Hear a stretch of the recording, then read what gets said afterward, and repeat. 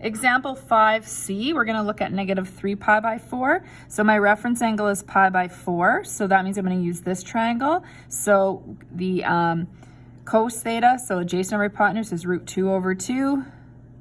Sine theta is the y value, so root 2 over 2 as well.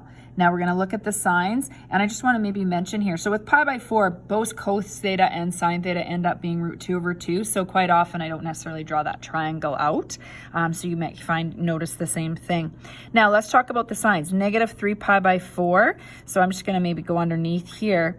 That is, if this is where 0 is, and I'm going negative, that's 3/4 of the way to where negative pi would be, so this would be in quadrant 3. Because it's a negative angle, you're going this way. So in quadrant 3, they are both negative. Tan's the only positive one. So cos theta is negative, sine theta is negative.